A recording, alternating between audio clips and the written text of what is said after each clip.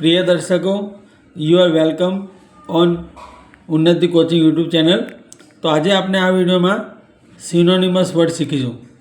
સિનોનિમસ word એટલે સમાનાર્થી શબ્દો. The words or diction that have same meaning or similar meaning. જે શબ્દો તો એ બધા શબ્દોનો અર્થ એક જ થાય છે એને આપણે સમાનાર્થી શબ્દો કહીશું. જે વર્ડ હોય છે 2 થી 4 શબ્દો, તો એક શબ્દ જેનો અર્થ બતાવે છે અલગ અલગ વર્ડમાં. તો મતલબ the words that have same meaning, એકથી વધારે શબ્દો જેનો અર્થ એક જ થાય છે એને કહેવાય સિનોનિમસ વર્ડ. તો અહીંયા મેં એક પેજમાં નોટબુકમાં આ બધા વર્ડ લખેલા છે. ગુજરાતી મિનિંગ સાથે પણ છે, સામે સિમિલર વર્ડ છે. આ શબ્દો તમારે કોઈપણ ગવર્મેન્ટ એક્ઝામ માટે બહુ યુઝફુલ રહેશે. આ વર્ડ તૈયાર કરવાથી તમને ડેફિનેટલી ઇંગ્લિશ પેપરમાં માર્ક્સ લાવવામાં બહુ યુઝફુલ રહેશે. તો અહીંયા આપણે પહેલો વર્ડ જોઈશું ક્લેન્ડેસ્ટાઇન. ક્લેન્ડેસ્ટાઇન એટલે ચોરી છુપીથી, જેને ડિસ્ગ્વાઇઝડલી કહી શકાય. સરેપ્ટિશિયસલી આને કહેવાય સરેપ્ટિશિયસલી. સરેપ્ટિશિયસલી મેં અહીંયા ઉચ્ચારણ લખેલું છે, પ્રોનાઉન્સિએશન સરેપ્ટિશિયસલી, જેનો મતલબ થાય છે ચોરી છુપીથી. સ્પુરિયસ, સ્પુરિયસ એટલે નકલી, બનાવટી. ફેક કહી શકાય. બીજો વર્ડ છે આર્ટિફિશિયલ. ત્રીજો શબ્દ છે મિસિવ. મિસિવ એટલે ચિઠ્ઠી, ચીટ, CHIT, ચિઠ્ઠી અથવા લેટર. લેટર્ડ, હવે લેટરની પાસે ઈડી મૂકવાથી મિનિંગ બદલી જાય છે. લેટર્ડ એટલે ભણેલું, એજ્યુકેટેડ. સામે મેં એજ્યુકેટેડ, લર્નેડ, સ્કૂલ્ડ. સ્કૂલની પાસે ઈડી મૂકવાથી ભણેલું, શિક્ષિત બની જાય છે, એનું મિનિંગ સ્કૂલ્ડ.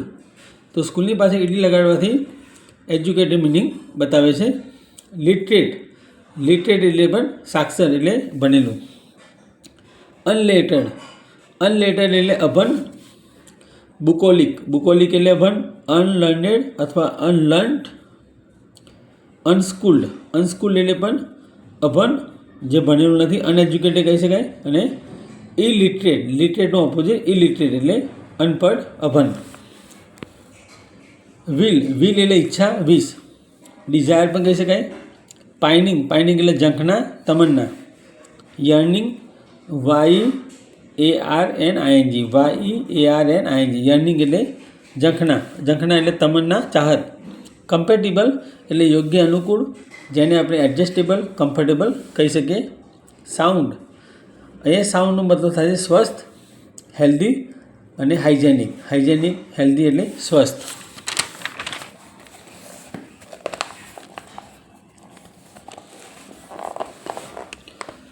ત્યારબાદ છે પ્લમ્પ. પ્લમ્પ એટલે ગોળ મટોળ, પૃષ્ઠપુષ્ઠ, રાઉન્ડ ફેસ કહી શકાય, રાઉન્ડ ફેસ. સ્ટટર, સ્ટટર એટલે તોતરું બોલવું. બીજો વર્ડ છે સ્ટેમર. સ્ટેમર એટલે પણ તોતરું બોલવું. સ્ટિગ્મા, સ્ટિગ્મા એટલે કલંક, દાગ. તો એના માટે બીજો વર્ડ છે ડિસ્ગ્રેસ. ડિસ્ગ્રેસ એટલે કલંક, દાગ, ધબ્બો. સ્ટેન પણ કહી શકાય, સ્ટેન એટલે દાગ. સ્પોટ એટલે પણ ધબ્બો થાય, દાગ. માર્વેલ, માર્વેલ એટલે ચમત્કાર. મિરેકલ કહી શકાય, મિરેકલનો મતલબ થાય છે ચમત્કાર.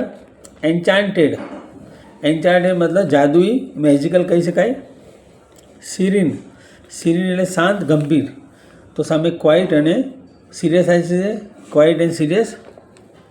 ચીક, CHIC, CHIC.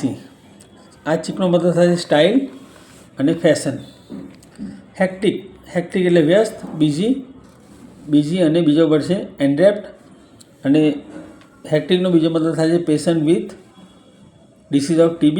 જે પેશન્ટને TB થયું હોય એને પણ હેક્ટિક કહેવાય.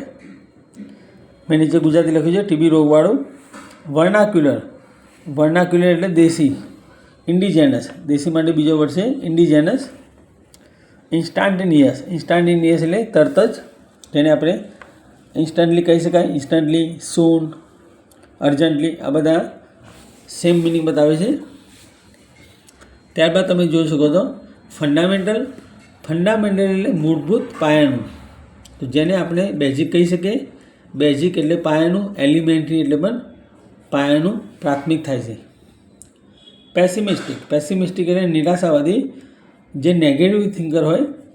એ પર્સન હુ ઇઝ નેગેટિવ, જે વ્યક્તિ નેગેટિવ નકારાત્મક વિચારે છે, નેગેટિવ થિંકર હોય છે, એને પેસિમિસ્ટિક કહેવાય. બીજો વર્ડ છે હોપલેસ, નિરાશાવાદી.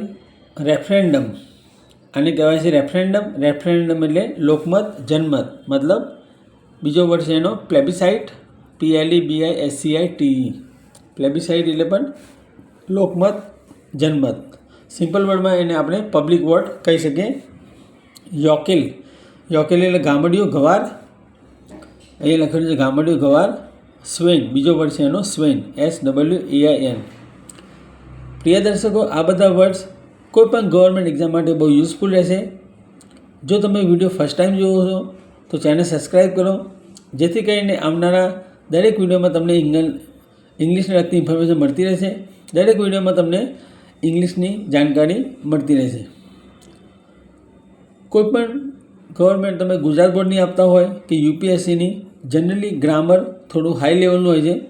તો એ ગ્રામરની અંદર વધુને વધુ માર્ક્સ મેળવવા માટે દરેક વોકેબ્યુલરીના મિનિંગ આવડવા જરૂરી છે. અહીંયા જે મેં સિનોનિમસ વર્ડ સમજાવે છે એ તમારા માટે વોકેબ્યુલરી છે. આ બધા હાઈ વોકેબ્યુલરી કહેવાય, શબ્દ ભંડોળ. શબ્દ ભંડોળના આધારે તમે અંગ્રેજી સમજતા, વાંચતા, લખતા, બોલતા શીખી શકો. You can understand, write and speak English very well only by vocabularies. ત્યારબાદ તમે જોઈ શકો છો પ્રોફેસ. પ્રોફેસ એટલે જાહેર કરવું, ડિક્લેર કહી શકાય, એનાઉન્સ પણ કહી શકાય. એનન્સિએશન, એનન્સિએશન એનો મતલબ પણ થાય છે એનાઉન્સમેન્ટ એટલે જાહેરાત. ડિપ્રાઇવ્ડ એટલે વંચિત, વંચિત રહેવું મતલબ જે બેઝિક જરૂરત ન મળે તો એનાથી વંચિત રહેવું, એને ડિપ્રાઇવ કહેવાય. બીજો વર્ડ છે બિરેપ્ટ, BREFT, બિરેપ્ટ. સ્કેવેન્જર, સ્કેવેન્જર મતલબ કચરાવાળો. સ્વીપર કહી શકાય, સ્વીપર એટલે કચરાવાળો, ઝાડુવાળો. શોપલિફ્ટ, શોપલિફ્ટ એટલે દુકાનમાં ચોરી. શોપલિફ્ટ એટલે એવું નથી કે દુકાનની લિફ્ટની વાત છે. શોપલિફ્ટ આખો વર્ડ છે, એનો મતલબ થાય છે દુકાનમાં ચોરી. સ્ટીલ ઇન શોપ, સ્ટીલ એટલે ચોરી કરવી, શોપ એટલે દુકાન, ઇન એટલે અંદર મતલબ સ્ટીલ ઇન શોપ, દુકાનમાં ચોરી. ઓફ હેન્ડ, ઓફ હેન્ડ એનો મતલબ થાય પૂર્વ તૈયારી વગર બતાવેલું કામ. કોઈ પણ પરફોર્મન્સ કે ટાસ્ક તમે શો કરો છો પણ એમાં તમે પ્રિપેરેશન કરી નથી તો એને આપણે ઓફહેન્ડ કહીશું. બીજો વર્ડ છે ઇમ્પ્રોવાઇઝેશન, ઇમ્પ્રોવાઇઝ ઉપરથી બને છે ઇમ્પ્રોવાઇઝેશન. એસરબિક, એસરબિક એટલે ખાટું, સોર એટલે ખાટું. સ્વીટનેસ, સ્વીટનેસ મીઠાશ, મેલોડી એટલે મીઠાશ, મધુરતા. ટ્યુનફુલ, ટ્યુનફુલ એટલે રોચક, સંગીતમય, જે આપણને ગમે તેવું ઇન્ટરેસ્ટિંગ કહી શકાય. ટ્યુનફુલ, રોચક. સોનોરસ, SONOROUS, સોનોરસ. અને મ્યુઝિકલ એટલે સંગીતમય. તો આ બધા સૌથી ઇમ્પોર્ટન્ટ વર્ડ છે. ડિયર ઓડિયન્સ, જો તમને વિડીયો પસંદ આવે તો તમે શેર અને લાઇક કરવાનું ભૂલશો નહીં. મોસ્ટલી મારા દરેક વિડીયોમાં તમને સિનોનિમસ વર્ડ, ત્યારબાદ ઓપોઝિટ વર્ડ, એન્ટોનિમ વર્ડ કહી શકાય, એન્ટોનિમ એટલે ઓપોઝિટ વર્ડ. ત્યારબાદ ઇડિયમ્સ એટલે રૂઢિપ્રયોગ, ફ્રેઝ એટલે શબ્દ સમૂહ, કહેવતું જેને પ્રોવર્બ કહીએ છીએ ઇંગ્લિશમાં. તો ફ્યુચરમાં જે વિડીયો બનશે એમાં તમને ગ્રામર શીખવા મળશે. જો તમે વિડીયો ધ્યાનથી જુઓ છો, if you watch my video very carefully from starting to ending, you will understand my method and you will know the way of my teaching, how I provide, હું કેવી રીતે પૂરું પાડું છું. એમાં તમને મારા શિક્ષણ ભણાવવાની રીત અને તમને મેથડ ખબર પડશે. Definitely you will be knowledgeable, you will have expertise in English language and you will expel your weaknesses from the beginning. શરૂઆતથી તમે તમારી નબળાઈ કાઢી શકશો. દરેક વિડીયોમાં જે નવા ગ્રામરના ટૉપિક શીખવવામાં આવશે તો એની જાણકારી મેળવવા માટે તમે ચેનલ સબસ્ક્રાઈબ કરો.